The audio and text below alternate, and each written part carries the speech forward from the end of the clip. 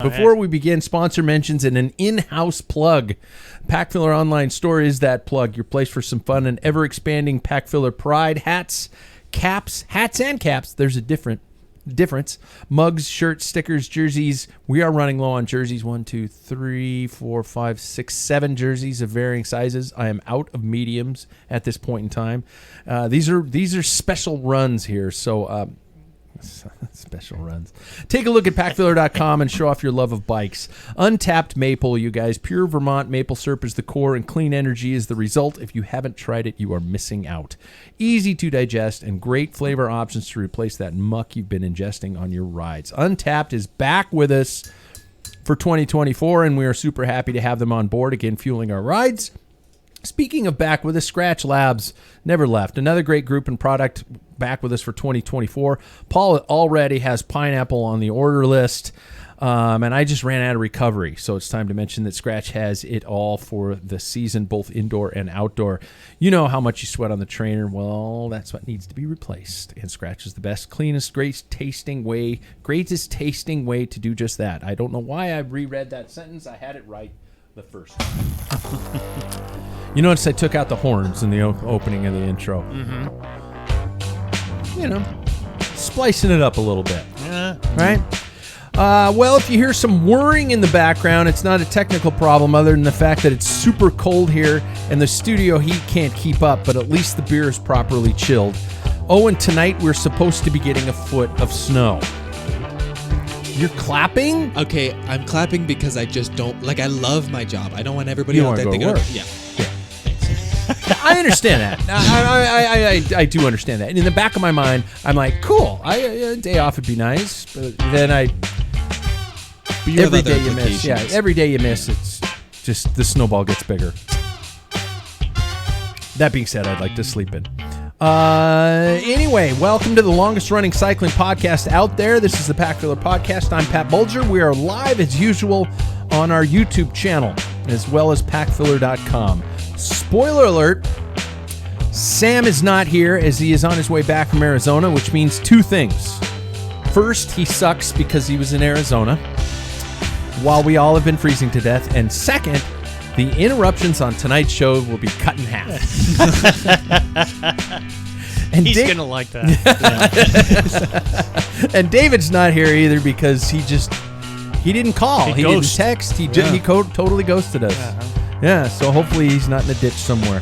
But as per tradition, a proper show like a stage race starts with a prologue. For tonight's prologue question, we have a potentially dangerous one. Ooh. How do you prepare your perfect cup of coffee? I'm glad David's not here for this because I know it would be a 3-hour show just to be talking about you guys are talking about spritzing the beans with water or something like that beforehand? Well, the trend right now is not as dark. Yeah. Roast, because you used to roast back in the day, and now the trend is lighter roast, so you get different flavors and different. So it's first crack stuff. So that's gourmet now. That's that's what everybody's targeting. Wow. The days of second crack. Second crack is perfect. Yeah. But a lot of people don't like that, considered smoky burnt taste comes at that point. Kind of sounds like how I care for my plants. Yeah. Spritzing it before. Spritzing. So anyway, getting back to that first cracks, so the holes will actually cause, get caught up in the grinder and stuff. So if you spritz it, then that moisture kind of keeps it from flying all over. So, okay. Okay. Well, since you've already heard his voice, he's our in-house retro grouch, but in a good way, Mr. Paul Main. And I think we should probably start straying away from calling you a grouch. You're just true to yourself and true to what you believe, and if people don't like them, they can get off your fucking lawn. That's right. Sorry, I got a garden hose. Yeah. How are you, man? Yeah. Pretty good. Yeah. Mm-hmm. You don't have to shovel a walk tonight. Nope. And I'm really jealous about that. Don't have to shovel a walk. Shit. We won't lose power if it gets to that, because we're in downtown. You're in the grid. Mm-hmm. Crap. Everything's underground. How's your perfect cup of coffee prepared? I do French press, and I did an amalgamy of different. I started doing research on YouTube, and I came up with kind of a blend of things. And so on my French press, I weigh out. I don't use probably as much. This is serious. I do. Yeah, but I've got it figured out on my scoops. Okay. So I'm not that. You're anal, close. But I wanted to get started, and I kind of tapered back what was suggested. So now I know how many scoops in my grinder, and then what type of grind. It doesn't even change anymore. But when I get the water right before boil, you can hear it just start slowing down before it starts boiling. That's the perfect temperature. I pour in the water just so it blooms. Yeah. The coffee blooms, and I wait for about a minute, and then I pour the rest in and let it steep for 4 minutes. Wow. That's too long. I can't let it steep that long. I get too impatient. Yeah. How many ounces in a pot for your French? For ours, we have a liter and a half. Okay. It's the biggest that's fresh good amount. Yeah, that's a good amount. I get one out of that. The rest go to my wife. You do? I'm serious. Wow. I was going to say next he's our in-house bearded hipster, but in a good way, Mr. David Waples. Super happy I'm not that anymore. Yeah, no, you got the beard stash going. Yeah. Thank you. Third, he's our in-house non-beer drinker, but in a good way. Is that because you're drinking the cider, One Tree? Yeah, well, I do prefer it. Yeah, it's just not as heavy on my sensitive little belly, you know. Your little tum-tum. Yeah, exactly. Yeah. What's your coffee? You're still kind of loose about this. You're not so worried about it. Yeah, I'm not as. Yeah, well, I think loose is a good way to describe it. I do, however, for my wedding, my wife and I, for my lovely grandmother, she got us a. Is it Breville or Breville? I think it's Breville. I don't know. One of the two. Yeah. She got us one of those espresso machines. Great machines. Yeah. And so I like to just do pretty much like a vanilla latte. Oh, okay. It's, nothing special. Okay. Kind of just is what it is. And the great thing about that machine is it's got an in-machine grinder and dispensers, and then you just got to get the right amount and tamp it out, and then you're ready to rock. And you can adjust the grind as you're going. And right. Because so many people don't do that. They just think, oh, I got it. We're good. And their shots come out looking like watery tea. Well, and that's the tough part, too, is getting the perfect consistency that it comes out in, because I'm still trying to figure that out. I have to come over to your house one of these days and look at what you have. Much? Yeah. Because mine's, with it being newer and everything, it's just weird. So that's the only challenging part. If David is here, he'd probably same thing. His head is exploding right now. You check. You always do your first. You just burn one. Yeah. And you time if it's going too slow, then you need to adjust the grind to a little not as fine. Yeah. And then you kind of play with it, and humidity can play a big part of that. Huge. Yeah. Massive. Yeah. Yeah. My first time when I was a barista, I was sitting there going, gosh, here comes the storm. And I had it dialed in. I went to pour this lady a drink, and it just barely coming out. Oh, yeah. Jeez. Yeah. I had to burn 3 or 4 shots before. And that's the sign of a good coffee place, instead of some of the stuff you see where they just no matter what, they just pour it in. If you, heaven forbid, you can see what's coming out of the machine, and it's just flying out of there. You're just going, oh God, please don't serve me this. And then they reach over and 5 pumps of chocolate into it or something like that. You're just going, this is diabetes in a glass. It's just terrible shit too. I'm our in-house. Well, we're in my house, but in a good way.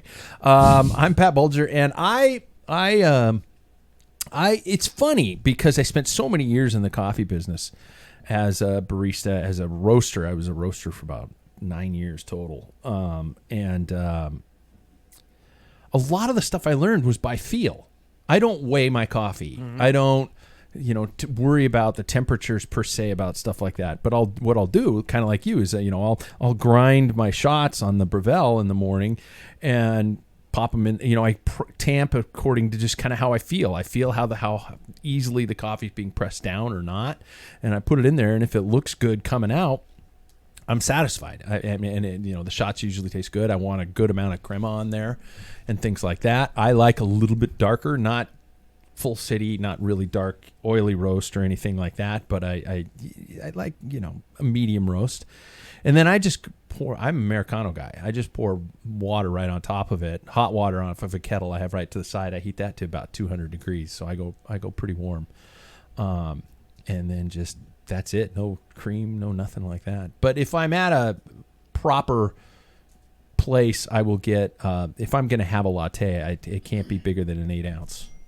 Because and I get people at coffee shops looking at me going, I guess a double short latte, non-fat. And they're like, short? That's, and they show me the cup. Yeah. I'm like, yeah, that's what I want. And they look at me like I'm on. That's when you know that you don't want to drink their coffee. Yeah, exactly. That's 2 shots of espresso. Espresso, yeah. And it's going to be, it's not going to be good. But there are, the quality is getting higher. Somebody must be texting all of us. So, yeah. Oh, David, sorry I didn't reply, guys. It was a crazy day. In-laws are at home. Not going to make it. 10 minutes I just mentioned that on the show that David's upset because his in-laws are there, or is he happy because wait until he listens to the show and we're talking coffee and he's not here. Yeah, exactly. Missed opportunity. Yeah. Sorry, never going to talk about that again. Yeah. Who's been training this week? How's it been going? Jackson's happy. Yeah, no, it's been going really well. I think I took 1 day off since we last met. Wow. I know, yeah. I rode 3 times. I did weights on the off days, and then I did weights on the days that I also rode. So it's how long are your weight workouts? I have been I've been doing them with my wife quite a bit, and I've been telling her that I always feel like 30 minutes, like that's a sweet spot for me for like a weight workout, because I have a full body. Like I start at the legs and finish with my shoulders. Yeah. And so it like doesn't take long, 45 minutes to maybe an hour if I'm doing 5 reps of each, but most of the time I'm doing 3 reps of each. And 3 then sets or 3 reps? sets, excuse me. Yeah, 3 sets, and then just finishing it 30 to 45 minutes. So yeah, I get a lot done.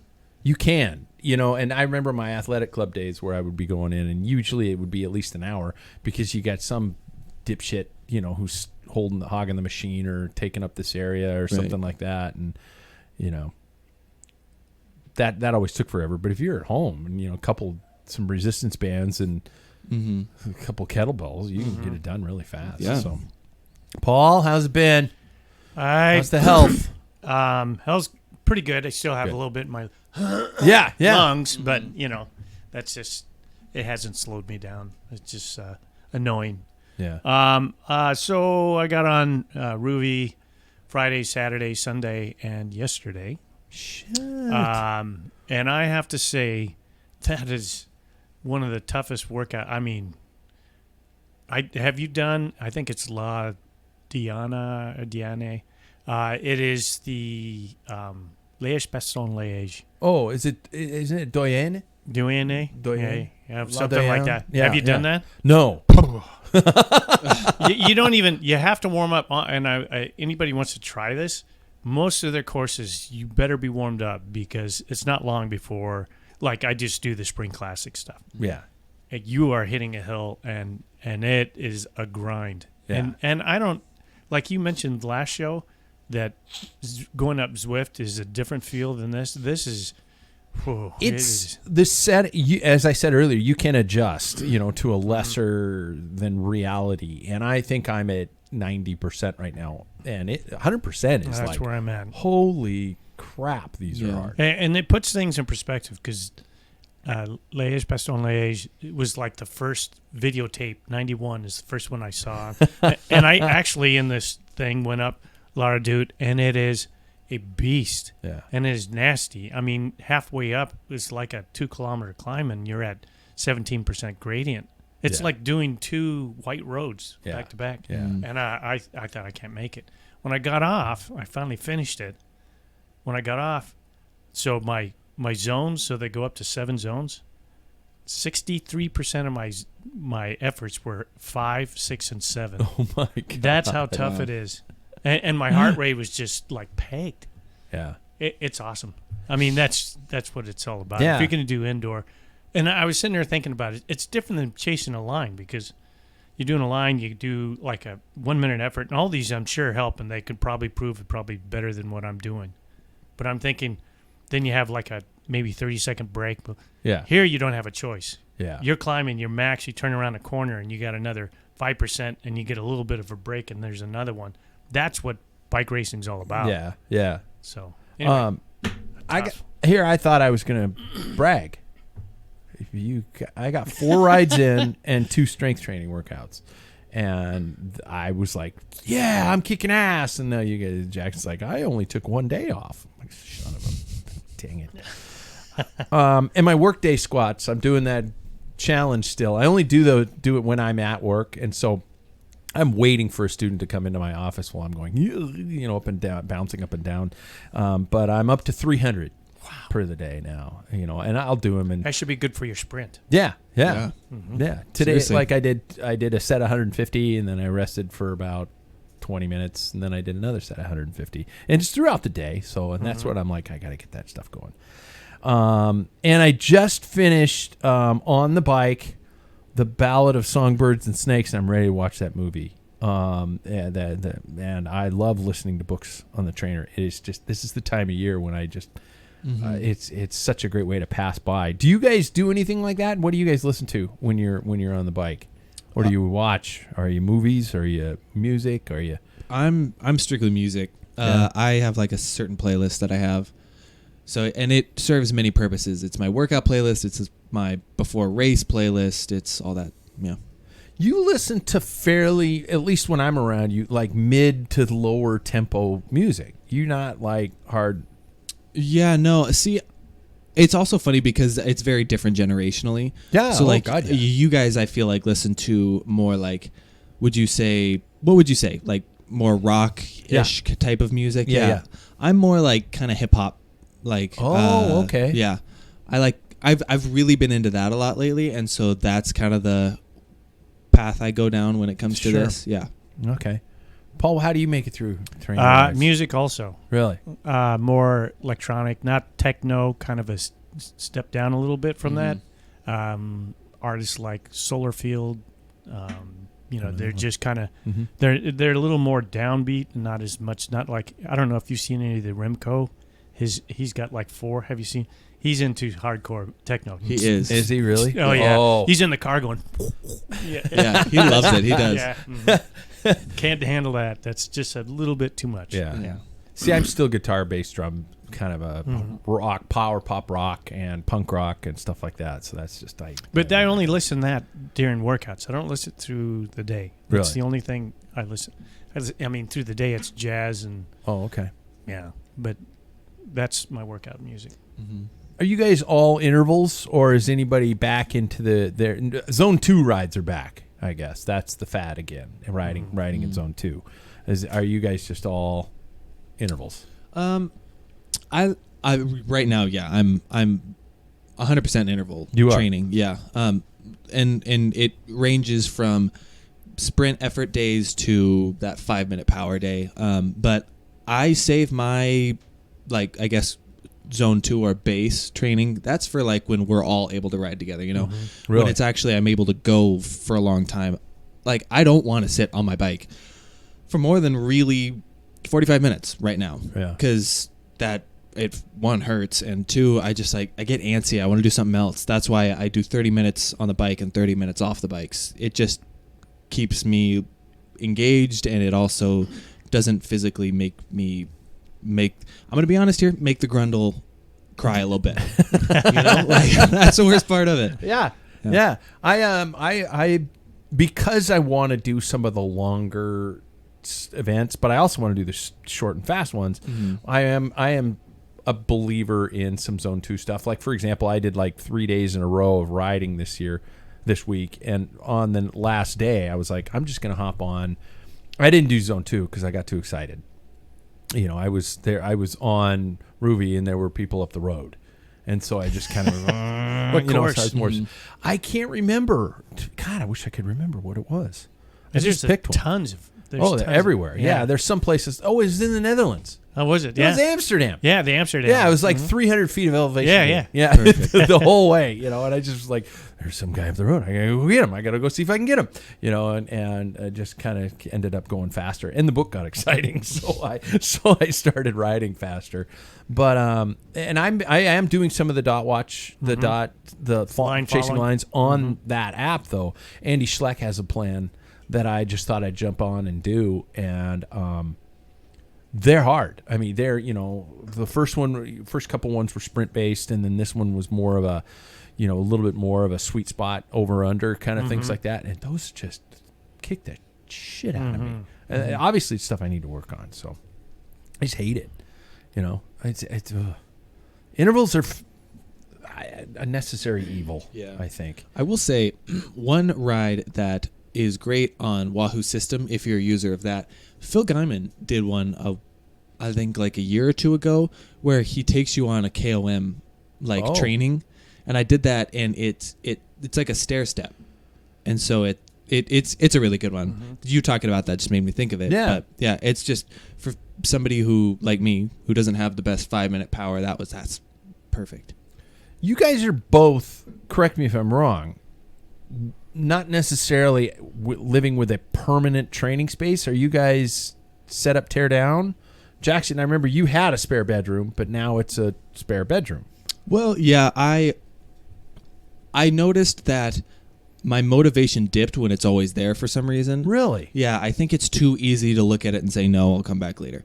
But when you got to set it up, you got to commit to the whole thing. For some reason, I don't know why that really gets me motivated and everything. But yeah, mine is just a setup, tear down, and then I tear down immediately now and transition to the other thing. So it's a whole deal. Wow. Yeah. And you kind of do the same thing. Really? We're limited space in our living. But, I've actually I started upstairs in the bedroom. That didn't work out because anybody below me, which is where the living room area is, it's kind of a loft. You can hear, well, it's pretty quiet. I mean, the core's pretty quiet. Vibration. Yeah, and then, when you shift, that's, where it goes through the boards. And no one's underneath this, so then I moved down so that Renee can go up there. We kind of have a mezzanine area where she can knit, and she didn't have to see me grunt and swear. I do a lot of swearing on there. Fuck! Every time it just goes up. So, anyway... And so now I finally found a permanent location. I've tried different locations where to put things, and now everything's so easy to grab. Really? Yeah. So you guys take the bike off the trainer when you're done? Yeah. Yep. Really? Completely. Wow. Torque it, all that stuff. Yeah. Yeah. See, I walk by our workout room is to get there. I mean, you have to walk through it to get upstairs to go to bed. So, I'm constantly walking by it going, okay, I see you. I understand. Yes, fine, I'll do it. Okay, stop looking at me. And so I'll do that, and that really helps me in terms of that motivation. Seeing it there, kind of like the studio. I need a place where I can come down, turn on the lights, and start. Right. I can't set up and tear down. I'm not that kind of person. It's funny hearing you guys talking about if I didn't have it set up already, I'd be like, I don't want to hook up the bike. I'm not going to bother. Screw it. It's funny you mentioned that because when we lived in our house, I had a place where I could set it up. Yeah. But I I didn't like it there because it was also my bike shop. I didn't have tons of room. Yeah. But it was just one of those places like you see it and it's like, I need to get on it. And my bike room was pretty bare, and so I would drag my trainer into where our TV room was down in the basement that we remodeled, and it's like perfect conditions, and sunlight and everything. It's south facing. It's like it was so much easier to get, and I didn't mind that. Like you said, you're getting ready. I have music on while I'm setting things up. Yeah, and boom. But just to sit there and look at it, it's like. Yeah, depressing for some reason. Yeah, and it does depend on the aesthetic of the room too. I mean, I've realized that is huge. I used to work out down in the shop, and that was just like it's cold, which I actually wish my current space was a little colder because my eyes are. Think it is heat training. Yeah, my eyes are bone dry by the time I finish a ride because I have a fan blowing straight on me and stuff like that, and I'll use the clear gooders, but I can't see my screen because I don't wear contacts. So it's like I'm just riding in bliss, I guess. Now we had talked about training parties in the past. Why have those never worked? Is it just because of schedules? I think so. Really? I think that's number one. I was finding it interesting because you guys who are okay with setting up and tearing down, my problem with the training party would be like, I'm going to go all the way over to somebody's house just for an hour ride and set up and tear down and do Might as well shit. cross country ski. Yeah. Shit, seriously. That was productive. Yeah. So I just figured that's weird. And even meetups on different training platforms. I think we did those during COVID, and then we just stopped. Yeah. Yeah. I don't know what it is. I have such like a specific routine too. Like getting out of that routine, like nailing down a place to like all meet us up. It's just kind of like, it's tough. I'm also not a big class person. No. You know, like going to a class, doing all that stuff. I would like to do the Tailwinds. Those are good classes, but this is the third weekend and I haven't gone. Yeah. So it's like I'm on my own journey for for lack of a better phrase there. Yeah. No, that makes sense. No, we had the first team that I was on, Team Two Wheel, it was in '87. We would meet up in the winter, and we went to a bike shop. It was Two Wheel Transit at the time, and the team met down there, and that was kind of cool because the whole team was there. But then with wind you trainers. could see exactly so loud, so turbo loud. trainers, yeah. And then that kind of faded. You could see as the days go by, less and less people showed up. You know what I mean? And then my boss, probably 15 years ago, he had this really nice shop. Did you ever go do that? Absolutely. Yeah. Because it's just down the street from you. For a whole winter. We did it. And but you remember how packed it was? And then it just started. Pretty soon it's like, anybody coming? He had his TV set up, and I would bring a videotape, and we'd watch it. Yeah. And then it just got to the point where no one just showed up. I got the hint one year when I showed up, and I think CP showed up, and he was leaving to go to dinner with his wife. And he's like, no, you guys are fine. You can work out. And I looked at Chris and I went, we're never doing this again, are we? No. Hint taken. He didn't want us to come anymore. So. No, he would not. It was a very generous person. Yeah. If you would just say, Frank, it's okay. Yeah, you bet. I'll just pull the cars out. Yeah. But his wife was probably like, no, why do we have to sacrifice every Wednesday for these knuckleheads? Yeah. Then it smells like an armpit in there. And those were the days when we wouldn't really have a workout. You would just watch a video and ride. And somebody's going super hard next to you, and you're like, what are you doing, man? Yeah, everybody did their own thing. Yeah. We did, I would do like some intervals every once in a while. Yeah. And then you could hear somebody else. Yeah, you're like, I got to keep up with them. Yeah. The loudest damn things in the world, those trainers were. I have tinnitus. How we all don't have tinnitus is a miracle. Switching gears, has anybody found a way to watch bike racing now that GACN is gone? Has anybody found anything? I've done some research today. It was kind of a loaded question. Well, I did sign up for Max. Yeah. And I wanted to wait, but I thought, I don't know. Because Curb Your Enthusiasm's on there, and I had to catch it's one of my favorites. And also the Larry Sanders Show I can catch up on. I've seen it several times, but just to watch it again. Max, if I'm not mistaken, is like $15 a month. I just paid for years. For a year. It's cheaper that way. Yeah. But I don't understand what is it, B and whatever. B&R Sports. Is that part of the package? It says another $9, but I couldn't find a place. I think for right now, what I've done with my research is B&R is a free thing right now, but in February it will be an add-on. Oh, son of course it will. Yeah. So that's what we were talking about. Like, oh yeah. Back when GCN and we had this chat, and I said, you know what's going to happen? You're going to have to buy a package just to and that's exactly what it is. So Tour Down Under is underway, and I'm missing watching bike racing. So this is what I started. You did, yeah. Which it was live. What platform? YouTube. Okay. No, it's just road sounds. Video. Yeah, really. You can hear him grunt shift, and stuff like that. Interesting. Well, here we are. How long until Het Nieuwsblad? That is about a month, 4 or 5 weeks. Yeah, it's Jesus Christ, that's crazy. Yeah, right. Wow. And month and a week. I did some digging around with my wife and I quote unquote cut the cable, and I'm on YouTube TV now, which I convinced my wife to do, and she now that she knows the clicks to get into it, she hasn't noticed a difference at all. It's just another cable package, pretty much. Yeah, and it's saving us $80 a month. Wow. To start. That's a lot. Just to start. Yeah. And that means more beer. Yeah, right? Yeah. And I through that, we had Max through our TV provider, but now I have it also through YouTube. And so we have it there. And I did see the BR Sports add-on, and I started looking around for it. But right now it's primarily American sports. It's basketball, shit like that. NBA stuff. Yeah. Yeah.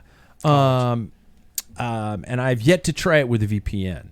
I wonder if that would do some switching, maybe. But I think what happens is with a lot of these providers, it knows where you live before you even log on. So it's only going to give you that specific I think it's based off your billing address. Yes, exactly. And Flow Bikes has the Tour Down Under, as well as a lot of others. It's yearly, $150 a year. Or it is $30, $29.99 a month for Flow Bikes. I almost went that way, but they don't have their schedule up yet. No. So Flow Bikes may have, the spring, because we'll miss Hit Newsblad. Yeah. Because that's in February, and it doesn't start on Max. So I pulled the trigger today. You bought Flow Bikes. I bought Flow Bikes for a year. That's what I should have done. And I have Max too. I'm going to end up spending a lot more in the long run.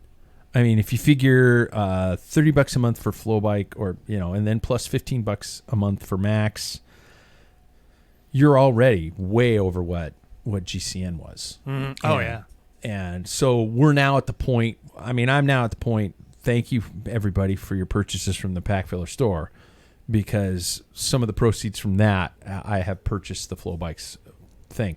They are very adamant they will not let you share it. So damn it. But bike races will be on here in the studio. So Flow Bikes doesn't have, and it'll be interesting the way it is. Peacock carries all ASO races. So you have to have Peacock. Yeah. So that means Paris-Roubaix, Liège, Bastogne-Liège, Flèche-Wallonne. And let's see here. Of course, the Tour and Vuelta. And I don't think, because I cut Xfinity, I think I've lost Peacock too. Yes, you have to. So now I've got to subscribe to Peacock too. Oh. So that's a third account to purchase. I will say, now that I'm thinking about the whole schedule of it, though, I guess you always watch it. You watch it a lot earlier than I do, right? Yeah. Yeah. So it's not. I'll just watch the replay. But you have to have. Or are you just talking on YouTube? I'm talking like Flow Bikes, right? So like, let's say two people are logged into the same account. Yeah. Yeah. Couldn't you, like, one person technically watch it like earlier in the day? Only under the same home Wi-Fi.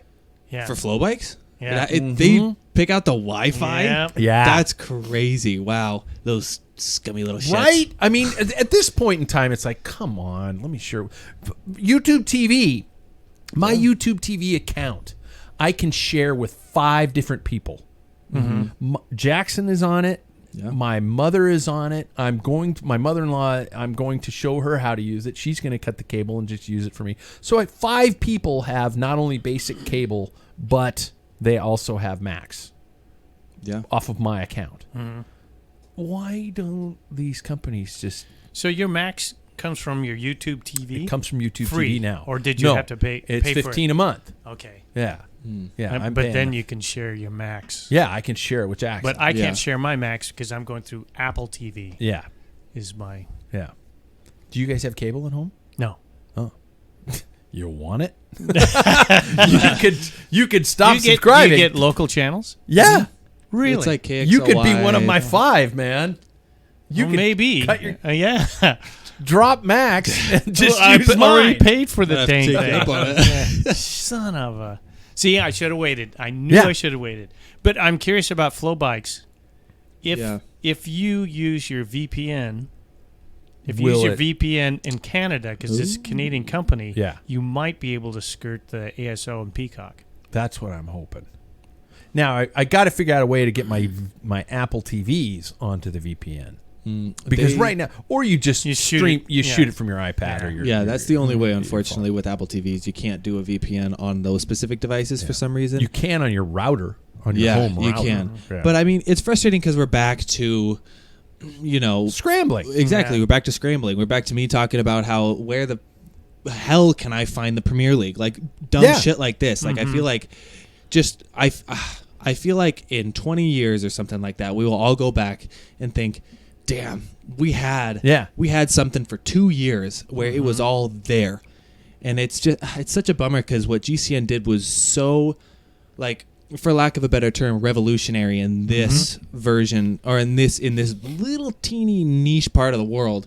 And it just sucks now that we have to scramble and search every single weekend now. And that GCN wouldn't have researched the fact that I know there are a large amount of subscribers like myself who would have paid double. That's what I've talked about with my wife a lot, too. I would have paid, like you said, double. I am paying double now. Yeah. I would have 100% paid that because it's like you guys are giving me so much, plus the films on top of that I know you guys, like you two specifically, really enjoyed those. Yeah, absolutely. And so it's like the fact that like it all went away because they were kind of undercutting themselves a little bit is a bummer. I really what happened is in order to get their production going, they were purchased by Discovery. They had, in order to do that, so the TV rights, they sold themselves to the devil to get this going. Yeah.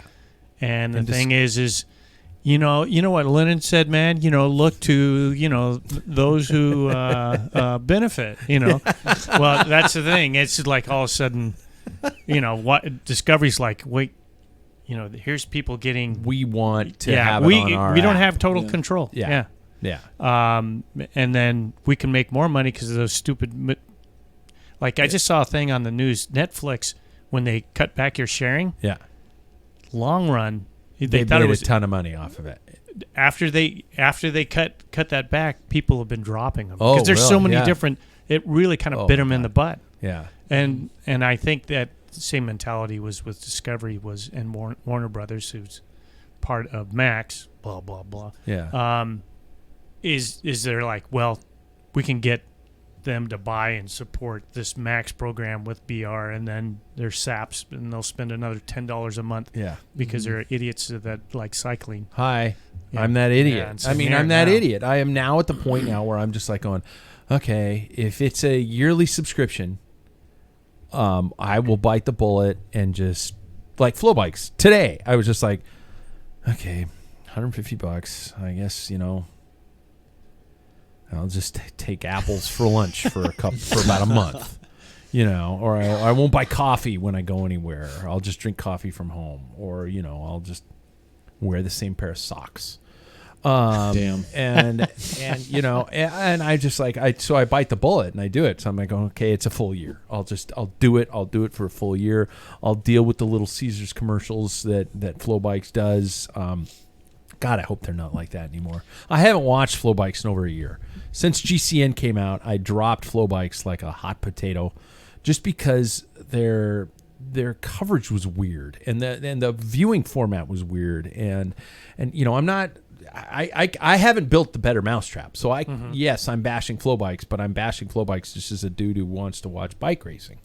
And when you're watching the last 200K and the screen gets half the size so you can see a commercial for Mercedes-Benz on one side, that pisses me off. I'm in my living room yelling, and my wife's going, "What are you doing? It's 4 o'clock in the morning." Yeah. It's the final stage of the Tour Down Under, honey. Tour Down Under. So, I don't know. And I hope we don't have to go back to just reading about it or catching highlights. I love, as psychotic as it is, I love having the whole stage and being able to I'll fast forward through sections, but I love the commentary. I love hearing the stories from some of the great, the Sean Kellys, the Robbie McEwens, the Dan Lloyds, the Matt Stevens. They all do such a good job. That's a part of the process. I mean, Jesus Christ, football games are 3 fucking hours anyway. And, a lot of the times, if I hear Chris Collinsworth one more time, I'm going to scream. The guy's about as fun as watching paint dry. But there's something just so patriotic about watching a bunch of men beat the shit out of each other. It just makes you feel so good. I love it. You get a CTE. You get a CTE. Everybody gets brain damage. And how they're all upset over Taylor Swift too. It's just, my God. I love it. Do you? Yeah. I don't mind it at all. I mean, a lot of people are watching. I wish Taylor Swift date a bike racer. I wish she'd hook up with what bike racers are single. I don't even know anymore. I don't know. But seriously, what woman really? Well, we have one. Each of us have somebody who hooked up with a bike racer, but not a pro bike racer. Yeah. It's like they're never home. Yeah, that's true. Not. Well, Taylor's not either. Yeah. Neither is Travis Kelce. Yeah. And so they're all mad. People are all mad about that. And I'm like going, who gives a shit? She's doing great things for football. And how dare she, distract us from the sport. She's watching her boyfriend play football. Shut the fuck up. She's not asking the cameras to be on her. Yeah. She's just being there. Yeah. All those distractions when there's like a 30-second delay between each play. Sheryl Crow dated Lance Armstrong. There you go. Yeah. For Cheryl or for Voldemort? Cheryl? For Cheryl. You feel for Cheryl? Yeah. Okay. That's a bad call. Well, that was back in the days when he was the cream of the crop. So it was a pretty big deal. Still who he is. No, he's just, yeah. There we go. So let's check some today's headlines. I haven't played the news bumper for a while because I'm still waiting on my new news bumper. Brought to us by our friends at Cycle Systems Online. Become the mechanic of your dreams, all in the comfort of your own home with self-paced classes with the best in the business. Use the link at Packfiller to peruse some of the amazing skill sets you could be mastering immediately. Great content, great value, especially when you consider the cost of maintenance and repairs. So it's a really cool platform that they got over there at Cycle Systems Online. Well, I'm going to ask you guys about the future of bike racing. Heaven forbid, right? We haven't touched base on this at all in this show over the last, 1999. 24? Yeah, 24 years. 25 years. New on the North American racing scene for 2024, this is a story I shelved last week, is a one-day race worthy of comparisons to European Spring Classics with big climbs, big, quote, character, end quote, and a big payday. The Growler will roar in Windsor, California on April 13th. This is prepared text, obviously. I would never say that sentence. With a professional field joining amateur rides on the hunt to claim chunks of a $20,000 cash purse. Growlers won a 7-ride options at Levi's Gran Fondo. As in the jeans. No, Levi Leipheimer. Oh, gotcha. Which was founded by former World Tour pro Levi Leipheimer in 2009. It's the first time in the 4-year history, the longest route, 139 miles of, quote, single track for road bikes, end quote. It's because the roads there are shitty. Mm-hmm. They're all potholy, so they call it single track for road bikes. 13,500 feet of climbing. Pros and amateurs compete together for $20,000 in cash prizes, split evenly among the top 5 men and women. And in Sonoma County in Northern California. This ties into what I want to talk about for our topic tonight, the future of cycling. With gravel and mountain bike racing doing very well. Can we agree in this country? Those two divisions. I'd say gravel more than mountain bike. Yeah, absolutely. But mountain bike, it reached its pinnacle and then it fell off, but now it's still doing pretty damn well, especially with the youth movement. We can probably agree that there are several factors that are helping out. The controlled courses with minimal traffic. Number 2, a family-friendly environment that has a place for everyone, right? We can probably say that. All are welcome kind of a concept perspective that has average Joes racing against, in essence, racing against the pros, or at least on the same course. And they get swag and entertainment because people want to go away with some stuff. So what are your thoughts on this style of race, and does it fit the bill of a, quote, real bike race, end quote? I mean, anything where you pin a number on and look at the other person and say, I'm going to beat you is technically a bike race, you know? So I guess, yeah. Like, we've all here raced a Gran Fondo before, and race being the operative word there. So, yeah, I would say so. Like I said, anything that you want to beat another person at is a race. Yeah. Paul, I know this is going to be a hot button for you. To me, I don't want to poo-poo it because, if it gets people into cycling, that's fine. And if this is the way this country needs to go to get people into it, that's fine. But it is not something I'm interested in. Really? So if the only thing is that location, great wine country. I'd go there. But, I just don't, I'd have to see the course. But for me to travel all the way down to Central California. But what I'm also saying is, what if this brings something, it brings events to regional types of events. For example, here in Spokane, upcoming, we have an event called the Climb for the Cure.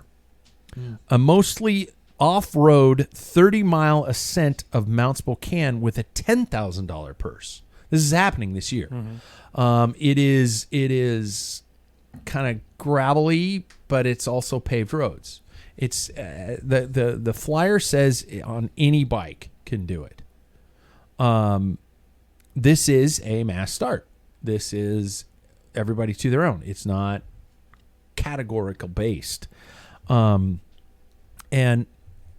I'm wondering if this is where the road racing of road racing is going to end up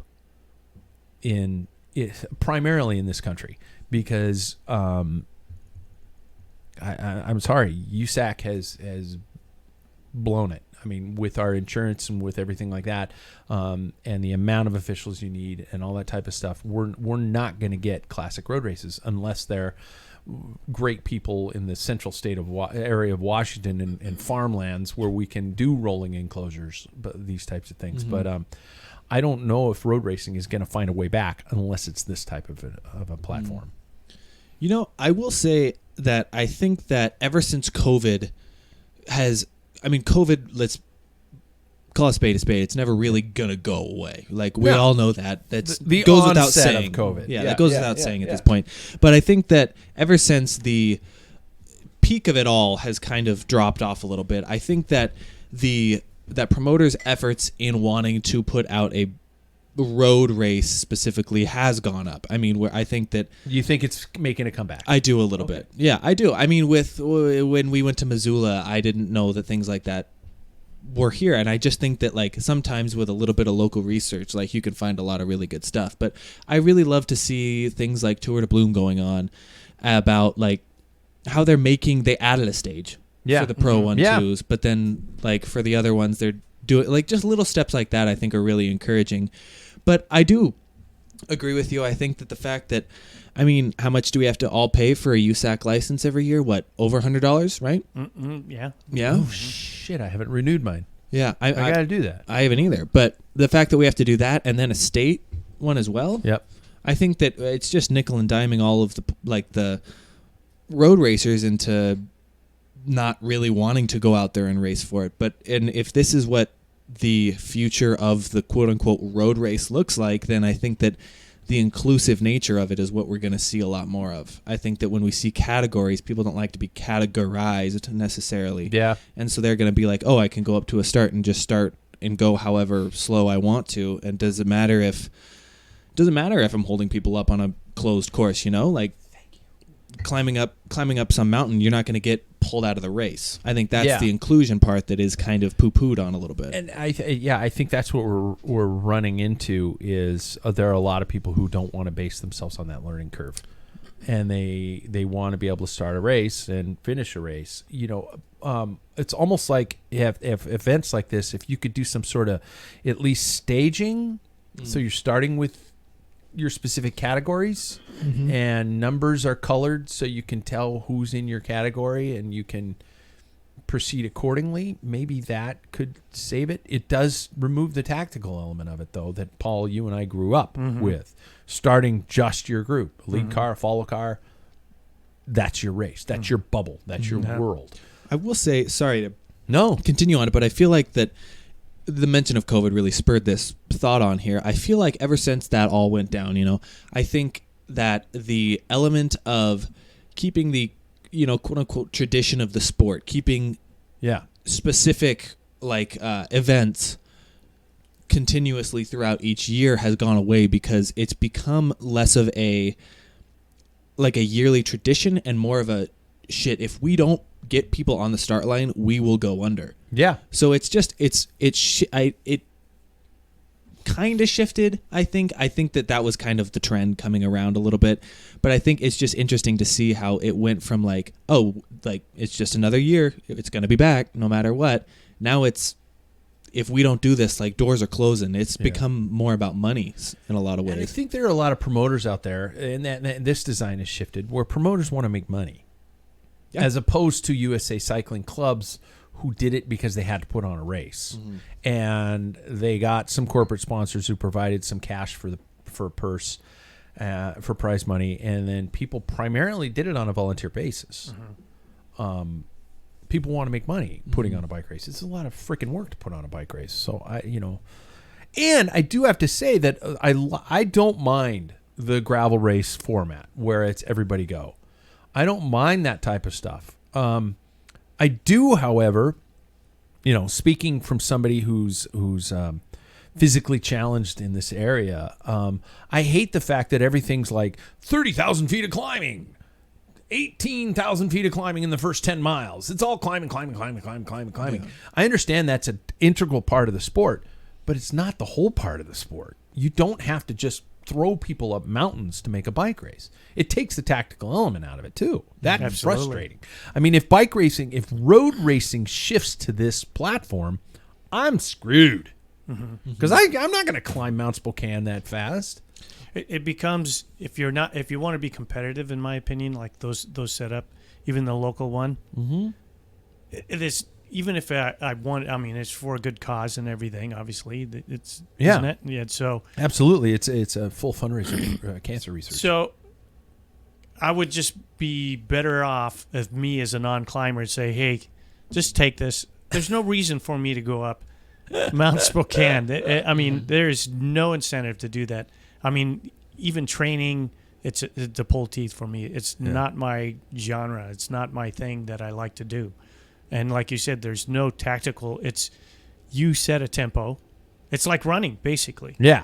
You set a tempo. You just don't want to go on the red. There might be a point where you push it to that, but you can't, that's the tactic. Yeah. And if I don't weigh, 125 pounds, you're screwed. I'm not going to be able to do that, so, and even Leipheimer's deal, when you start throwing them, why would I travel all the way down there? I don't care if it's mass start or anything, but when you got that much elevation, leave it to those people who can do that. Yeah. Kudos. It's going to be a lot, like save Pete Stetna's going. A lot of the privateer guys are going to be there, and girls, women are going to be there. Yeah. So but that's not attractive to me, and I think I'm not the only one in this where the United States are like, well, I'm not going to go because there's 13,000 feet of climbing and 100 miles. I'm not. I think there's more people out there. It's like, why would I go do that? Yeah. Other than to say I did it. That's the only thing. And that's not a bike race. It's the challenge. And I'm not a challenge, not for bicycles. There's other challenges in my life that I do like to accomplish. So I have a question for you guys backing off of this. This kind of goes in with our topic here. But so I find that bicycle racing tactics is something that almost doesn't get talked about enough anymore. I feel like and this is none of anybody's fault. It's just like when you're introduced to the sport, nobody tells you that it's like you can be the strongest one out there. It doesn't matter. And that's still a learning curve to me. But do you feel like that's, by the way, sorry, please hold that thought, because that's not just road racing. It's all tactics are employed in mountain and in gravel. I mean, you have to employ mountain bike tactics. I mean, my God, yeah. I mean, I can do power climbs faster than a lot of guys, but if they're technically more savvy than me, even though I'm in better shape, they're going to dust my ass. Right. So anyway, and I guess I should have prefaced this with road racing tactics, because that's where I'm headed. Racecraft. Yeah, race. Thank you. That's I love that. I like racecraft. That too. Yeah. Do you feel like because of a lot of these mass start races, we're seeing the death of modern race tactics in local races? I think that's a very good point. I think the thing is it takes I think I see a lot of people in road racing when I started that they were just strong. So they went to Category 2, they didn't have much racecraft. They were just unbelievably strong and talented. Mm-hmm. And then they get in the 2s and 1 fields or in the Pro 1-2s, and they're devastated. Strong. They're devastated because it's like, I can't keep up with these guys. Right. And that Jeff from NorCal Cycling, that's his his YouTube is all about tactics, and there's times where and a lot of that is experience. And if you're not in for the long haul and just for glory, and you guys had when I was gone to a basketball game, you're talking about intrinsic and extrinsic type, and that if you're just doing it for the glory, this sport I don't think is going to be that cuts out a lot of people. You go in there to think that you're going to be praised and you're so awesome. You're going to get your teeth kicked in. And even the great ones, I mean, they only win like 1-2% of the time. Yeah. So, racecraft is taken away when you do these challenges, as you put them. Yeah. I think. And that tactical element of it is such a and we're in a culture, I think, globally, where people don't want necessarily to take their time and work their way up. Right. We all want instant gratification. Probably people here in North America more than in many other cultures. And it becomes detrimental to something where you have to learn. Even, I keep thinking of, my father talks religiously about the game of golf and how golf, you are a lifelong learner within the sport of golf. But there's a handicapping system in golf. Yeah, I can play along with you because your handicap's different than mine. And I get gifted. I don't know that. I don't understand the structure of golf handicap, but from what I understand is what I don't understand, and what I kind of have a clue is that I can compete with you based upon a golf handicap. Am I close? Yeah, it's basically taking your average if you figure out your average of different courses. That's like saying, trying to keep it simple, but then if you shoot like standard course is 70 to 90. Yeah. Par 72 and 70. Usually it's 72. Yeah. And you technically are 90 strokes to that 72, then they figure out to be competitive. So I can beat you by shooting worse. If you shot better than my handicap. Then at 90, that's your average, let's say. And I'm trying to make it just a little more complicated. Yeah. But if you had a good day and you shot 85, and let's say your dad's handicap, he shoots like 85 and he shot an 87, now you're competitive, right? Yeah. So he's taking that. So if you and I both started a time trial and I had a handicap of 2 minutes and I beat you, you beat me by a minute 30, in essence, I still beat you. That change, but that eventually changes your handicap. You can't. You don't get to stick at that, so it's like. But I did it that one time. Yeah. Okay. Yeah. But the whole idea of that is so that people of different skill can go against each other, Which cycling does not possess. No. Well, unless you speak of categories. But I think it does. I think it does in the other sports, in disciplines. I think time trialing, no, but I think running, there's a lot of that. People are age group oriented. Sure. Huge. Road cycling is not set up for any of that. It is something you earn your stripes, and if you die on your sword, if you're going to live by your sword, if you're not going to learn race tactics or how to conserve energy or get your information before. Oh, I didn't know, like Vanderpool in the Olympics when he fell off that. I didn't know there was a ramp. I'm like, you're that much of a pro, and everybody else seemed to know. How did you not know? Yeah. So, there's no wiggle room. I did not know that kids were going to be knocking on my door at night. That's right. I have buried them. I should have spit on them. Yeah. But anyway, I guess that was my point, is that's where road cycling, I think there's a lot of people who, that's a turnoff. Is there a world where we can live in where road racing is mass start like that and crit racing is the only thing we have left when it comes to categorization? No. I don't want to be doom and gloom, but is that what we're staring down the barrel of? I don't think so. I think it will have something. I think that there's always going to be cream of the crop, for lack of a better term there. But like, I think that there's always going to be a competitive group of people that want to compete with one another, and I think that these mass start races don't provide that necessarily in a lot of cases. Here I am, I haven't even gone up to a Cat 3 race, but like, do I want to like race with a Cat 5? Not necessarily. It's just kind of what the sport has taught us to feel and to want, and I think that as bike racers, with all the experience, I don't think that will ever go away.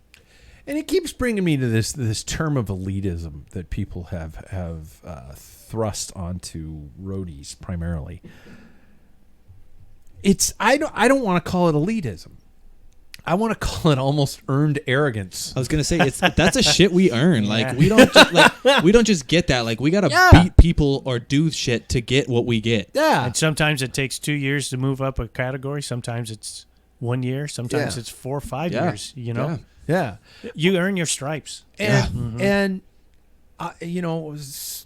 I'm not saying it's kind of like the concept of debt forgiveness in our country right now, where people are upset because some people are getting their student loans paid off. Road cycling's kind of the same way. When I grew up in the 80s and 90s racing my bike, people busted my balls. There were guys constantly giving me shit about all kinds of stuff.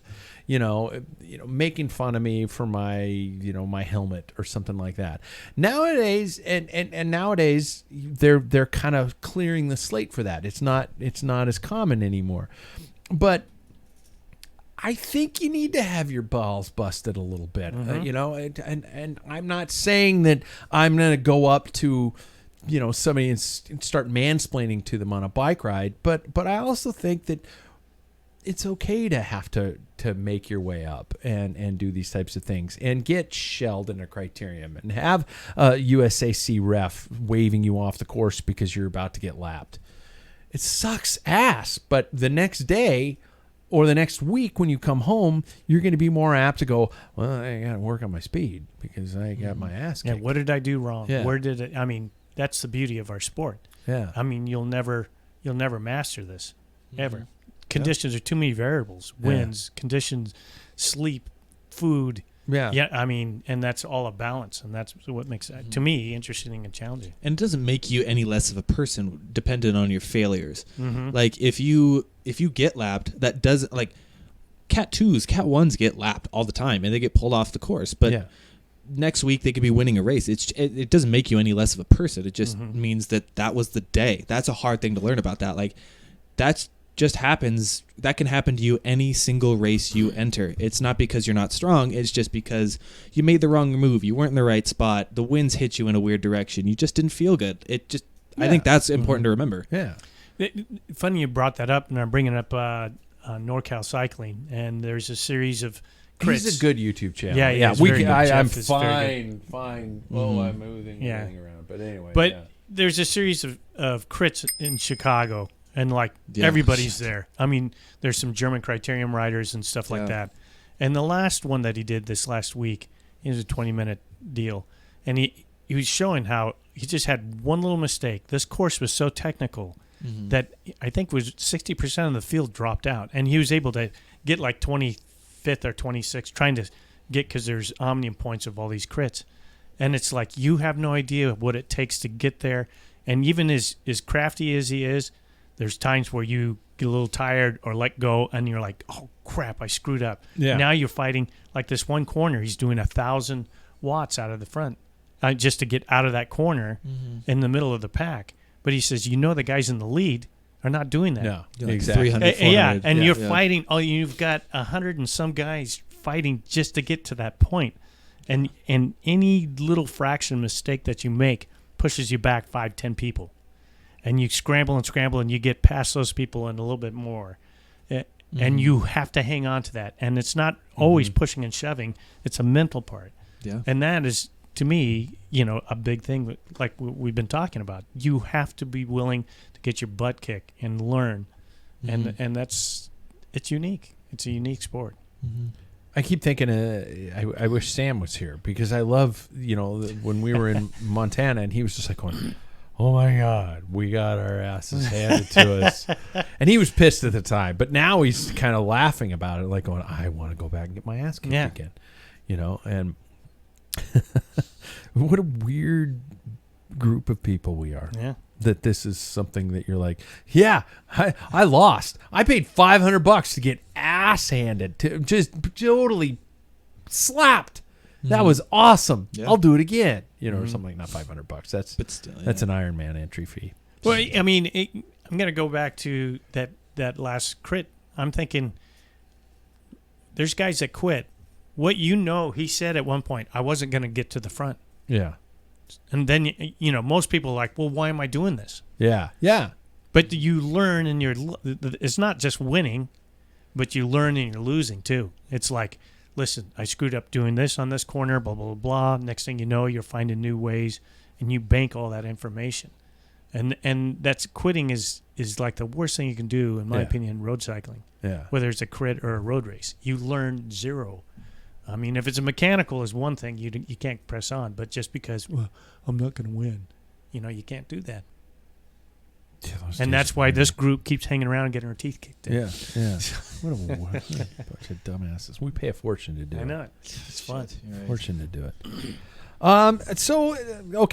So we didn't say bike racing, but we'll see. We'll see what happens. It's going to be an interesting, and I've been saying this since kind of even before COVID, when you saw a decline in events in this country, primarily road. It's an interesting process to see how the evolution is going to happen. When mountain biking came to its rise, what happened with that was a great feed for road cycling, because mountain bikers all started training on the road, and then they also started racing on the road. Mm-hmm. We have guys like John Tomac who came over into the sport. Hundreds of riders, who came over into the sport. Cyclocross has done that now especially for the pro peloton. Cyclocross isn't going anywhere. I think it's going to constantly do fine for not in this country. Really? It's hurting. And even in Europe, it's really? Not that, yeah. Really? I will say, if as a cycling fan that likes to have fun, I will say, this reminds me, because we're talking about cyclocross, but a guy and his brother named Average Rob, just look up the YouTube channel, Average Rob. Okay. And he made a cyclocross race. They wanted to enter the elite cyclocross race without ever having ridden a pedal stroke. And then they had to figure out a way how to make everything work for them. They weren't able to race the elite category, but they did something else that was really fun. I highly suggest it. It's fun, and it's Average Rob. Yeah, okay. It's just two kind of average guys just taking it on. It's really it's fun. So yeah. Wow. Okay. They have Matthew Vanderpool on there quite often. So, really? Yeah. I'm gonna look that one up. That actually sounds awesome. Mm-hmm. Okay. I'll bring it up that if you look at cyclocross when it was on TV. There was plenty of courses in, this is like even 5-10 years ago, plenty of races that were in the Netherlands and Italy. They were doing in France. They're all in Belgium because that's where it is. I mean, there was one race so far this year in the Netherlands outside of their national championships. Wow. There's one in Italy, that's snow one. Yeah. But I think there's one in France. But outside of that, it's all Belgium, and that's in Belgium. That's what they do. Yeah, and they get drunk and they watch, and it's a party every Sunday. And then Matthew spits on them. Yeah, when they boo and throw beer on them. Yeah, Jesus. Okay. Well, I thought we'd test ride a few new segments this week. New year, new stuff we want to add to the show, and these Waples guys are constantly getting the spotlight, and that's just bullshit because one's a bitch, the other one's a hipster. You're gonna laugh at that, I hope. Sam will laugh at that. David, I don't know. He's still mad about the elf on the shelf comments. So I don't think he's mad. I don't know if he's mad, but I couldn't hear him. So I thought we'd try out a couple with the folks we have here tonight, and these I've been talking to you guys via text and a little bit over the last couple of weeks about things that I thought would be kind of fun and what areas specifically meet our own expertise as we go throughout the show. Sam's a bike fitter, so we talk about bike fit. David's a doctor, so we talk about what drugs he can get us. That's the only reason. Yeah, and so we're gonna start with Jackson for no particular reason, but I thought you're obviously the youngest of all of us here, and you've always been a guy who's kind of style focused and things like that. Sure. You got a teddy bear on your shirt with a broken heart on it, and that really cool kind of. What is that shirt made out of? It's an overshirt. I don't know. It's got like a raw edge to it though, and I like it because it has like the I'll see it. Fringe. It's got the fringe on it. I think it's fun. Yeah. Kind of like different. a prayer shawl from Fiddler on the Roof. I think it looks cool. Yeah. Yeah, that was Tradition. your father speaking. Yeah. Tradition. Yeah, exactly.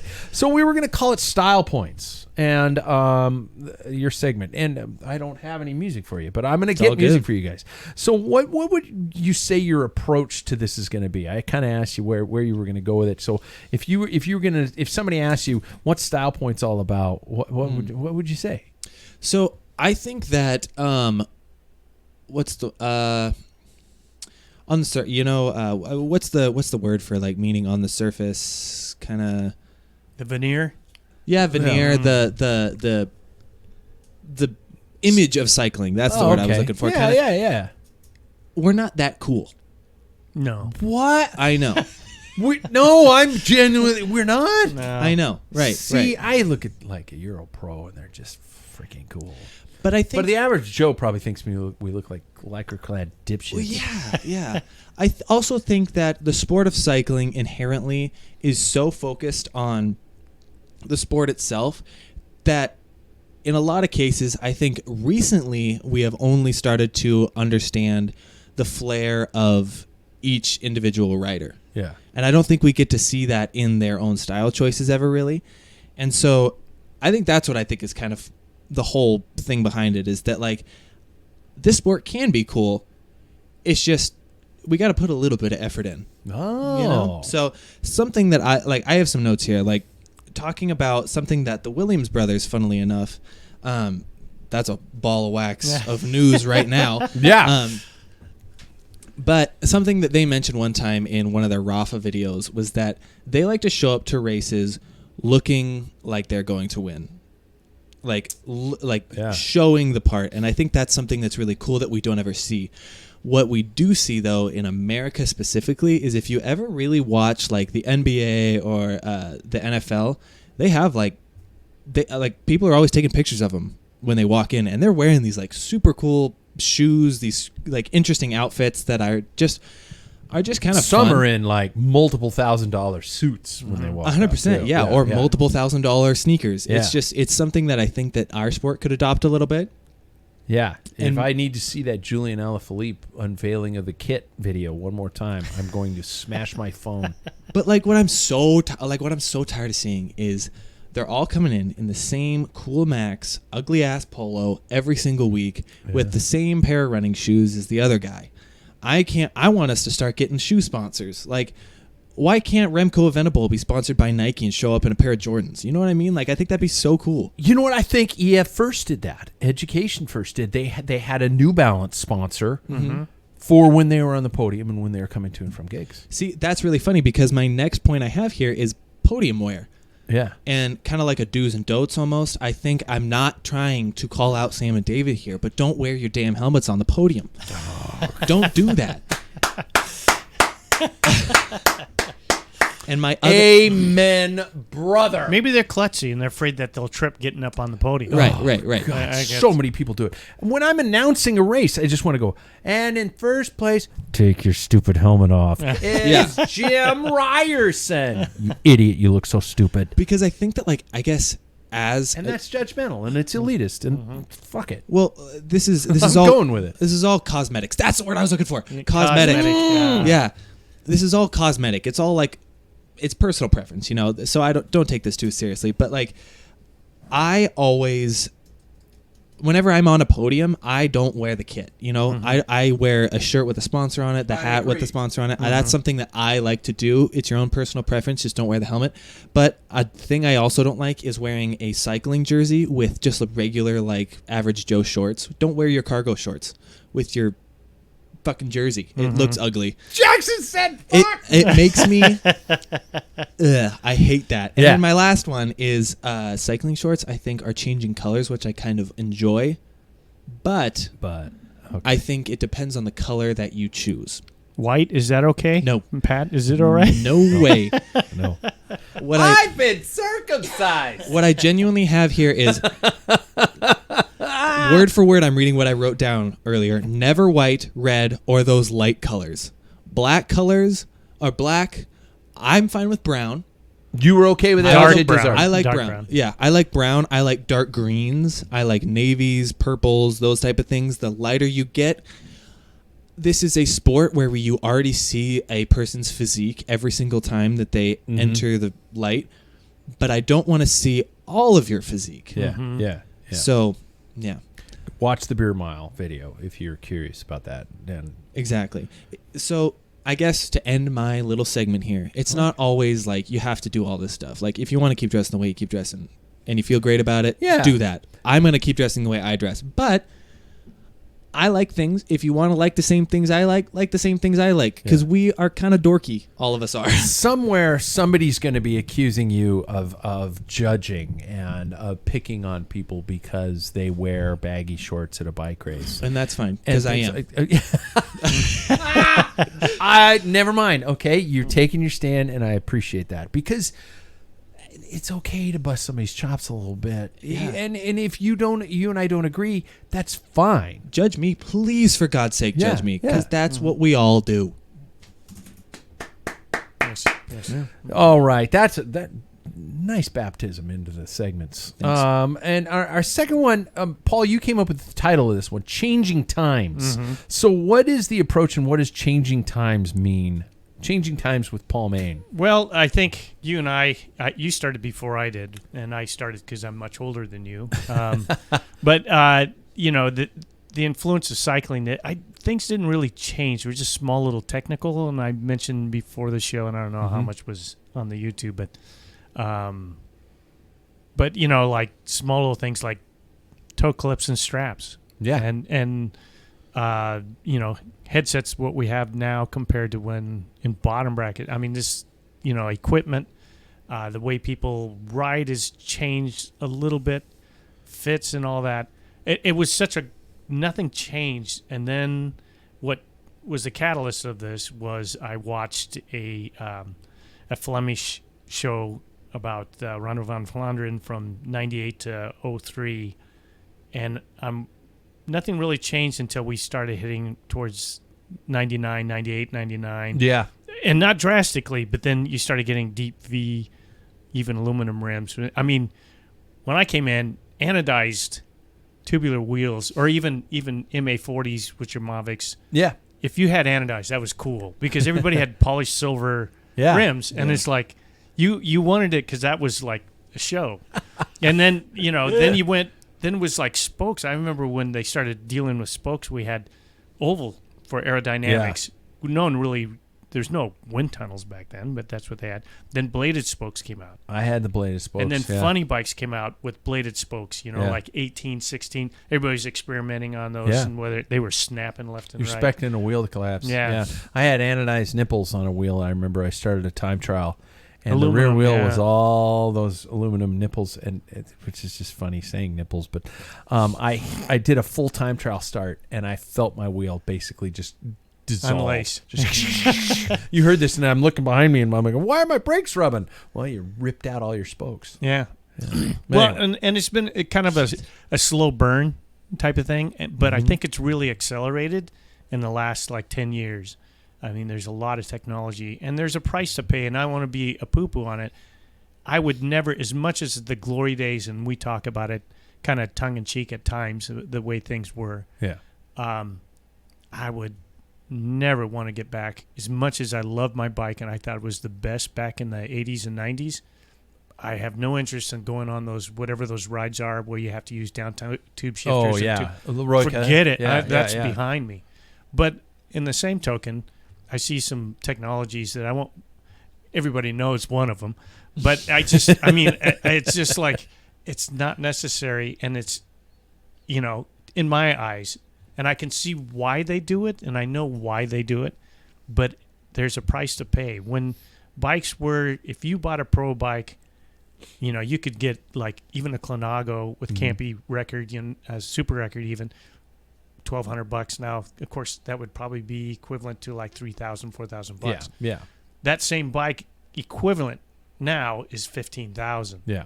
Other than now we're in a recession with bike business, so that's now $10,000. Well, Ajay Desert did just release an article today saying about their decathlon bikes.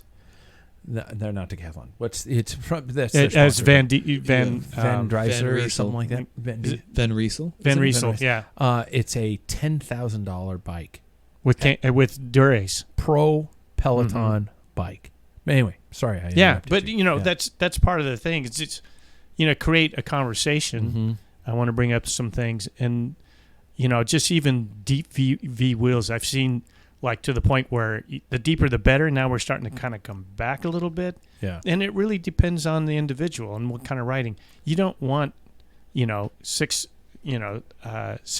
millimeter deep rims and go do that cancer ride. Yeah. Why? Why would you do that? I mean, it's all uphill. I mean, you'd want a light set of wheels. Not good for me. Yeah. But, it'd be fine. The equipment is... Anyway, I could go on forever. Yeah. But even frames, if you think about it, back in the day, frames were single straight tube and then double butting, and then it became triple butting, and it started growing to the point where we were getting stiff, and then it was too stiff. Yeah. And then, we start kind of tapering back, and it's kind of interesting to watch it and, kind of come in, come out like an accordion. You can see all these moves of lightweight, no aerodynamics now. And now we're starting to lean towards lightweight. And some of that, to me, is driven by the industry. It's like, this is where we want to put our money and concentrate on. And we got to make it work. And then once we got it working and we can start shaving weight, and, I'm focusing on disc brakes. But, then we're going back to then we're something, going to go back to this is more important and not as much aerodynamics. And I think fashion is a huge. I mean, we used to even. It was the frame that you had and what components, that was the fashion. Yeah, everybody had Campy or Shimano, and basically Campy. When I started, that was the goal. Oh yeah, and if you had a Pinarello, you could get some Scapini. Scapine, Choach. Yeah. I love my Choach. I mean, all these Italians, everybody strived. Clonago, everybody strived for Italian bikes. Yeah. And then, no one cared about. They all kind of rode the same. They had the same tubing and everything. Yeah.